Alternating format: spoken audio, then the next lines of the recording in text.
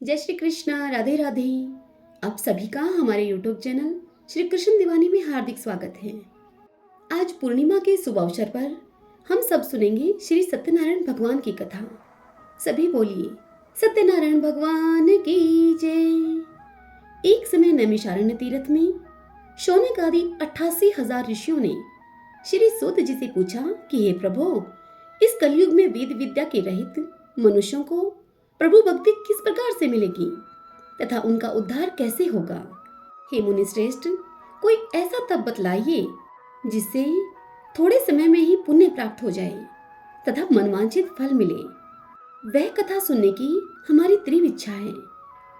यह सुनकर सर्वशास्त्र के ज्ञाता श्री सूत जी उनसे बोले कि हे वैष्णवों में पूज्य, आप सबने प्राणियों के हित की बात पूछी है, अतः मैं उस श्रेष्ठ व्रत को आप लोगों को बताऊंगा जिस व्रत को नारद जी ने लक्ष्मी नारायण जी से पूछा था और लक्ष्मीपति जी ने मुनि श्रेष्ठ नारद जी से कहा था। सो सब आप ध्यान पूर्वक सुनिए। एक समय योगीराज नारद जी दूसरों के हित की इच्छा से अनेक लोकों में घूमते हुए मृत्यु लोक में आ पहुंचे। यहाँ अनेक योनियों में जन्मे हुए प्रायः सभी मनुष्यों को अपने कर्मों के द्वारा अनेकों दुखों से पीड़ित देखकर उन्होंने सोचा कि किस यत्न के कारण से निश्चय ही मानवों के दुखों का नाश हो सकेगा। ऐसा मन में सोचकर नारद जी विष्णु लोक को गए। वहां श्वेत वर्ण और 4 भुजाओं वाले देवों के ईश नारायण का, जिनके हाथों में शंख चक्र गदा और पद्म थे तथा वरमाला पहने हुए थे, उनको देखकर नारद जी उनकी स्तुति करने लगे और बोले कि हे भगवान, आप अत्यंत शक्ति से संपन्न हैं। मन और वाणी भी आपको नहीं पा सकती। आपका आदि मध्य अंत नहीं है। निर्गुण स्वरूप सृष्टि के कारण भक्तों के दुखों को नष्ट करने वाले हो आप। आपको मेरा नमस्कार है। नारद जी से इस प्रकार की स्तुति सुनकर भगवान विष्णु उनसे बोले, हे मुनि श्रेष्ठ नारद, आपके मन में क्या है? आपका किस काम के लिए आगमन हुआ है? आप निसंकोच कहिए। तब नारद जी विष्णु जी से बोले कि मृत्युलोक में सब मनुष्य जो अनेक योनियों में पैदा हुए हैं, अपने अपने कर्मों के द्वारा अनेक प्रकार के दुखों से दुखी हो रहे हैं। हे नाथ, मुझ पर आप दया रखते हो तो मुझे बताइए कि उन मनुष्यों के सब दुख थोड़े से ही प्रयत्न से कैसे दूर हो सकते हैं। यह सुनकर श्री भगवान जी बोले कि हे नारद, मनुष्यों की भलाई के लिए तुमने बहुत ही अच्छी बात पूछी है, जिसके करने से मनुष्य मोह से छूट जाता है। वही बात मैं तुमसे कहता हूँ, सुनो। स्वर्गलोक और मृत्युलोक दोनों में ही पुण्य देने वाला एक दुर्लभ उत्तम व्रत है। आज मैं प्रेमवश होकर तुमसे कहता हूँ, श्री सत्यनारायण भगवान का यह व्रत अच्छी तरह विधान पूर्वक करते हुए मनुष्य तुरंत ही यहाँ सुख भोग कर मरने पर मोक्ष को प्राप्त होता है। श्री भगवान के ये वचन सुनकर नारद जी उनसे बोले कि इस व्रत का फल क्या है, क्या विधान है इस व्रत का, किसने यह व्रत किया था और किस दिन यह व्रत करना चाहिए, सब आप विस्तार से कहिए। तब भगवान बोले कि हे नारद, दुख व शोक आदि को दूर करने वाला, धन धान्य को बढ़ाने वाला, सौभाग्य तथा संतान को देने वाला यह व्रत सब स्थानों पर विजय करने वाला है। भक्ति और श्रद्धा के साथ किसी भी दिन मनुष्य श्री सत्यनारायण की शाम के समय ब्राह्मणों और बंधुओं के साथ धर्मपरायण होकर पूजा करें। भक्ति भाव से नैवेद्य, केले का फल, घी, दूध और गेहूं का चूर्ण सवाया ले। गेहूं के अभाव में सांठी का चूर्ण ले। शक्कर तथा गुड़ लेकर और सब भक्षण योग्य पदार्थ जमा करके भगवान को अर्पित करें तथा बंधु बांधवों के सहित ब्राह्मणों को भोजन कराएं। उसके बाद स्वयं भी भोजन करें। नृत्य, गीत आदि का आचरण करके श्री सत्यनारायण भगवान का स्मरण करता हुआ उस समय को व्यतीत करें। इस तरह व्रत करने पर मनुष्य की इच्छा निश्चय ही पूर्ण होती है। विशेषकर कलिकाल में मृत्युलोक में यह मोक्ष का सरल उपाय है। इति श्री सत्यनारायण व्रत कथा का प्रथम अध्याय संपूर्ण। श्रीमन्नारायण नारायण नारायण, भजमन नारायण नारायण नारायण। दूसरा अध्याय। सूत जी बोले, हे ऋषियों, जिसने पहले समय में इस व्रत को किया है उसका इतिहास तुमसे कहता हूँ। ध्यान से सुनो। सुंदर काशीपुरी नगरी में एक अत्यंत निर्धन ब्राह्मण रहा करता था। वह ब्राह्मण भूख प्यास से बेचैन हुआ नित्य पृथ्वी पर घूमता रहता था। ब्राह्मणों से प्रेम करने वाले भगवान ने ब्राह्मण का रूप धारण करके उसके पास जाकर उससे आदर पूर्वक पूछा कि हे विप्र, नित्य दुखी हुआ पृथ्वी पर क्यों घूमता है? तब वह दीन ब्राह्मण बोला कि मैं निर्धन ब्राह्मण हूँ, भिक्षा के लिए पृथ्वी पर फिरता हूँ। यदि आप इसका कोई उपाय जानते हो तो कृपा करके मुझसे कहो। यह सुनकर वृद्ध ब्राह्मण का वेश धारण किए हुए भगवान उससे बोले कि सत्यनारायण भगवान मनोवांछित फल देने वाले हैं, इसलिए हे विप्र, तुम उनका पूजन करो, जिसके करने से मनुष्य सब दुखों से मुक्त होता है। ब्राह्मण को व्रत का सारा विधान बतलाकर बूढ़े ब्राह्मण का रूप धारण करने वाले श्री सत्यनारायण भगवान वहां से अंतर्ध्यान हो गए। अब वह निर्धन ब्राह्मण सोचने लगा कि जिस व्रत को वृद्ध ब्राह्मण ने मुझे बतलाया है, मैं उसी व्रत को करूंगा। यह निश्चय करने पर उसे रात में नींद नहीं आई।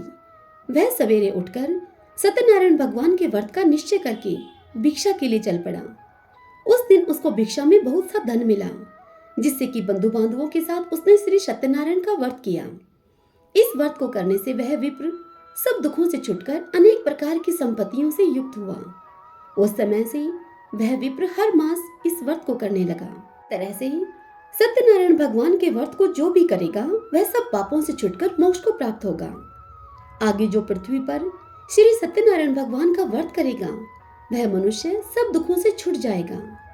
हे ऋषियों, इस तरह नारद जी से नारायण जी का कहा हुआ यह सत्यनारायण व्रत मैंने तुमसे कहा। हे विप्रो, मैं अब और क्या कहूँ?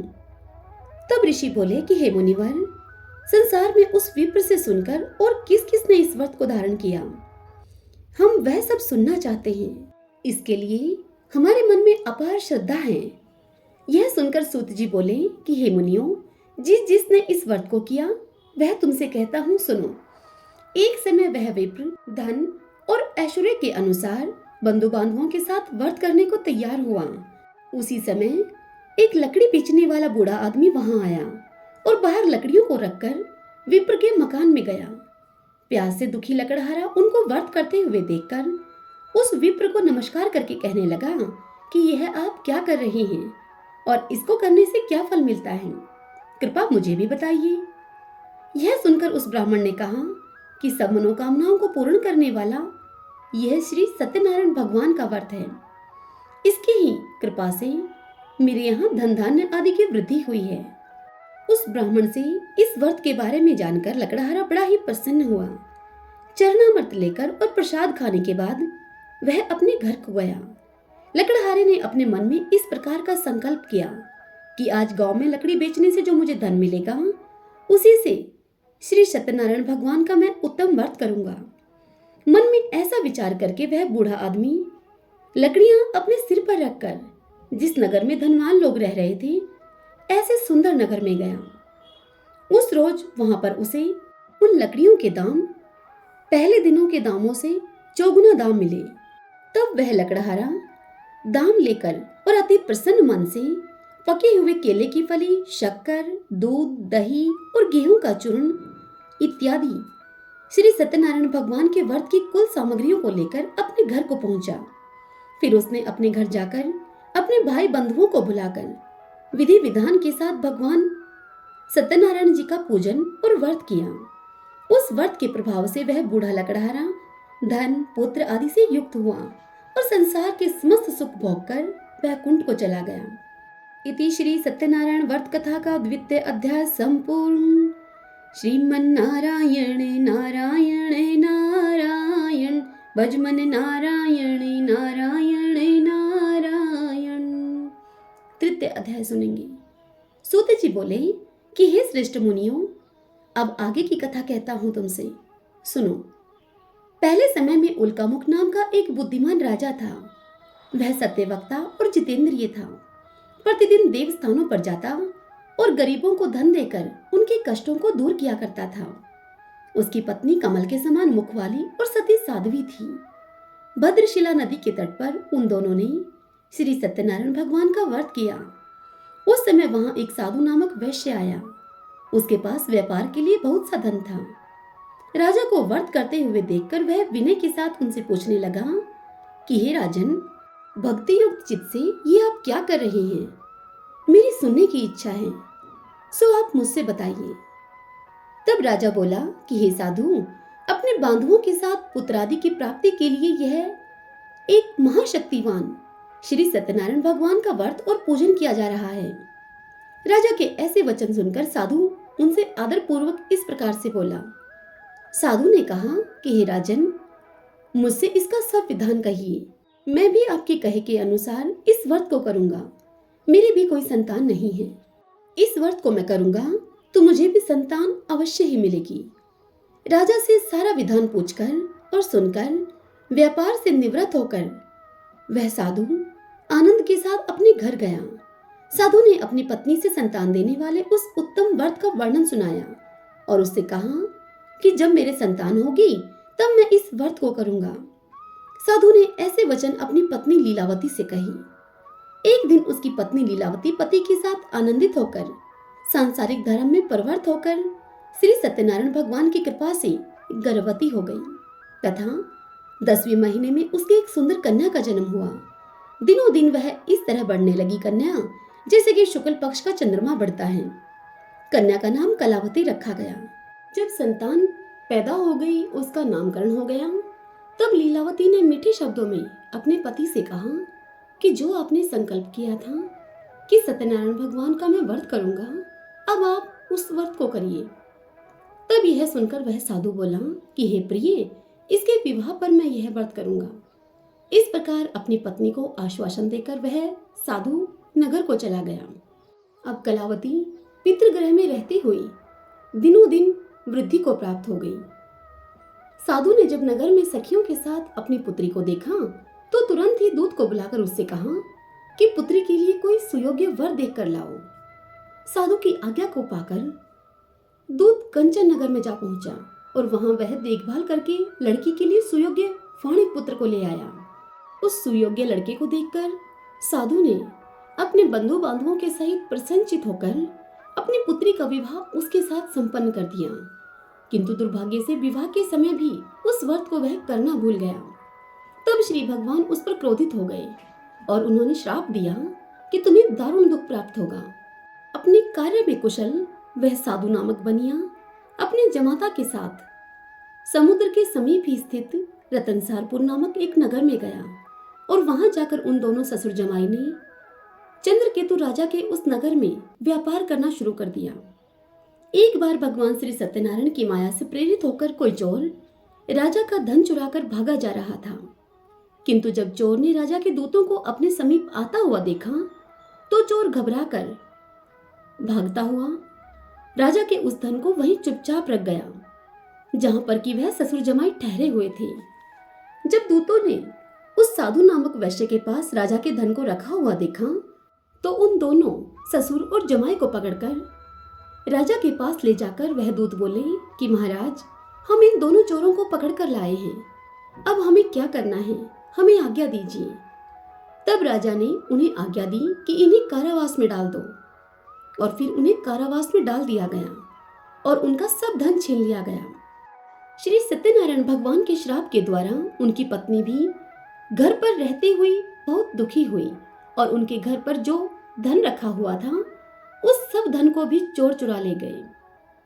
शारीरिक और मानसिक पीड़ा तथा भूख प्यास से अति दुखी होकर अन्न की चिंता में कलावती एक ब्राह्मण के घर गई।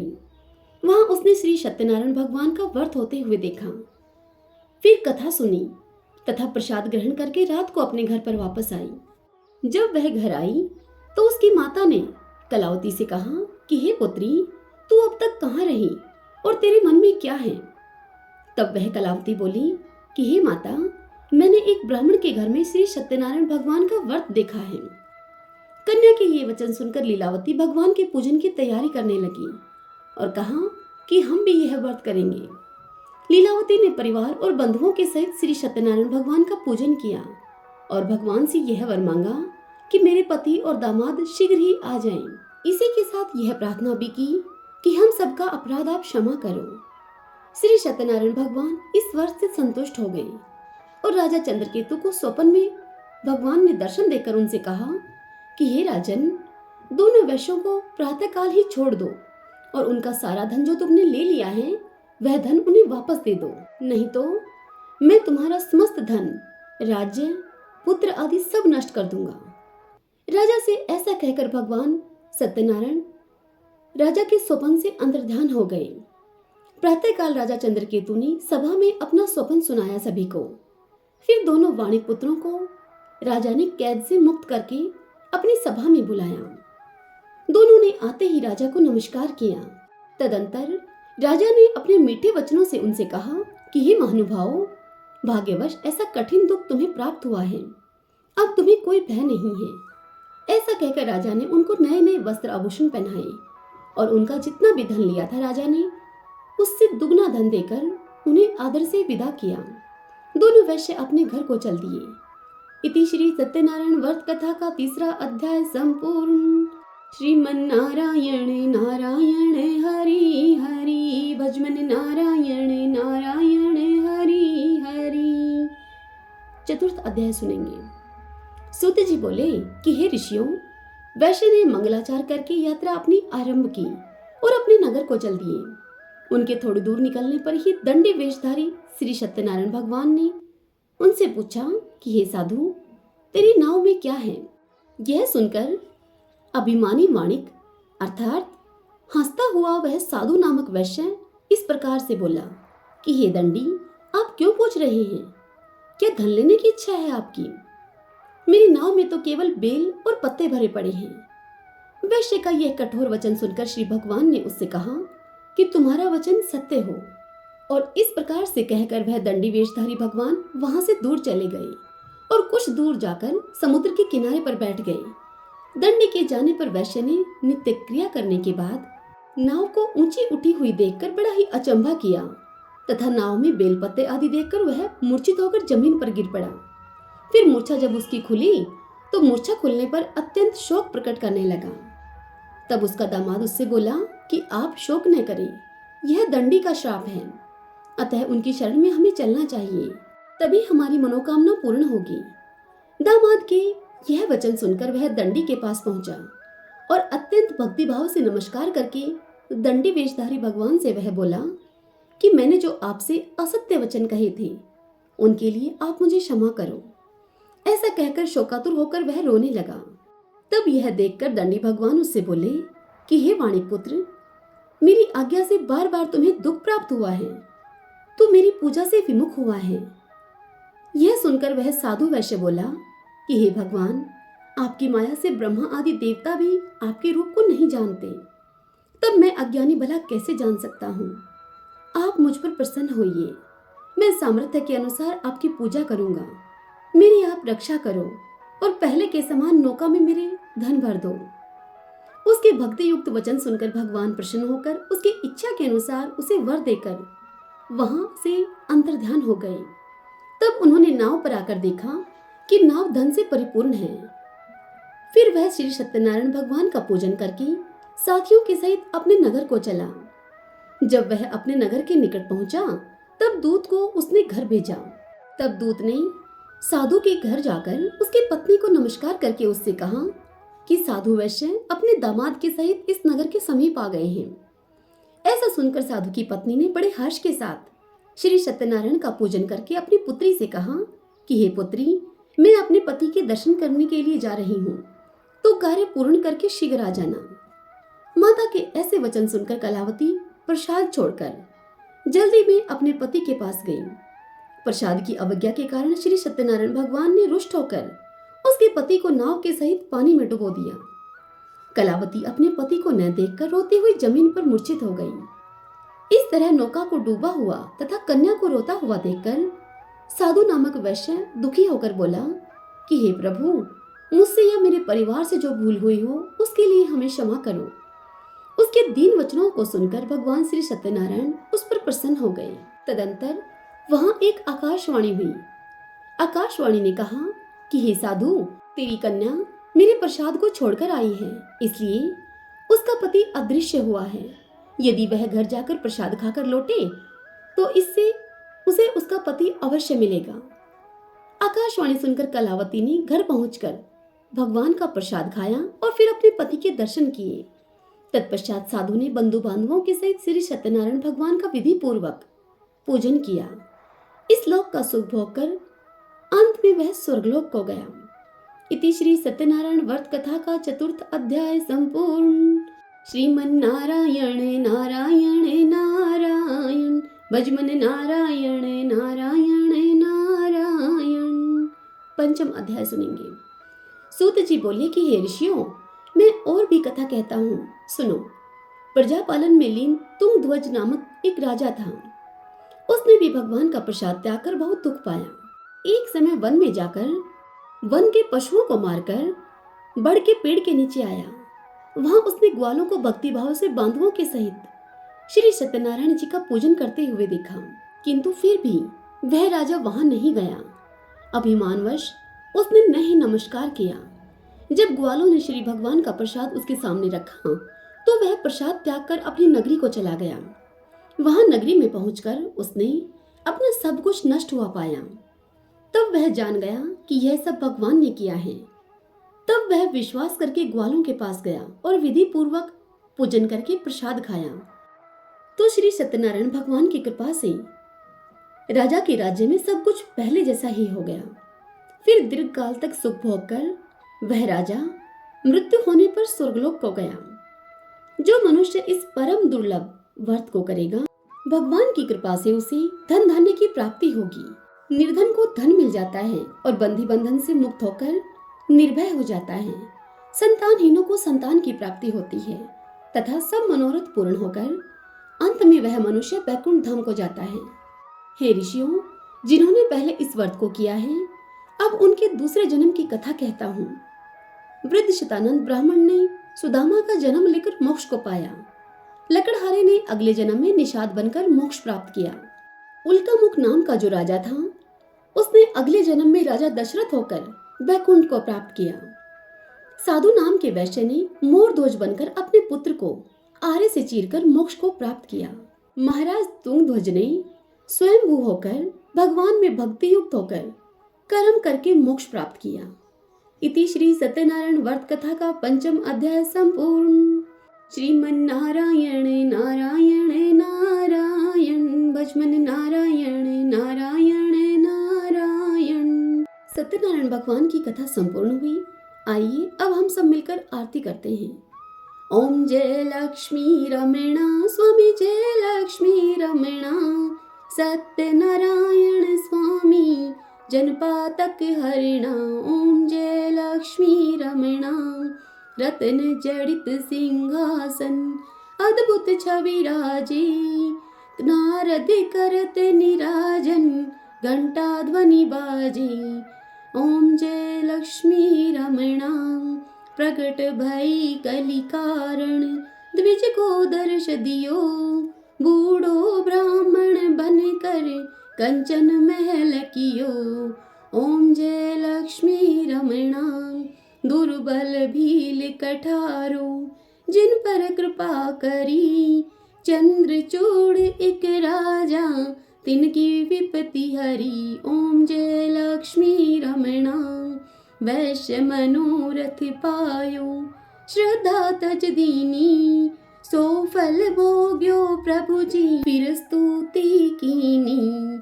ओम जय लक्ष्मी रमणा भाव भक्ति की कारण, छिन छिन रूप धरो, श्रद्धा धारण कीनी, तिनको काज सरो। ओम जय लक्ष्मी रमणा ग्वाल बाल संग राजा, वन में भक्ति करी, मन वांछित फल दीना, दीन दयालु हरि।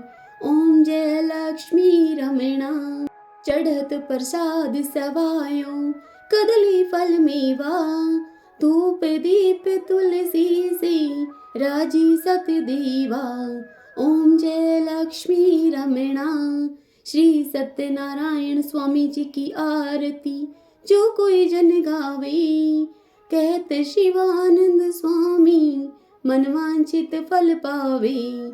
ओम जय लक्ष्मी रमणा सभी बोली सत्यनारायण भगवान की जय।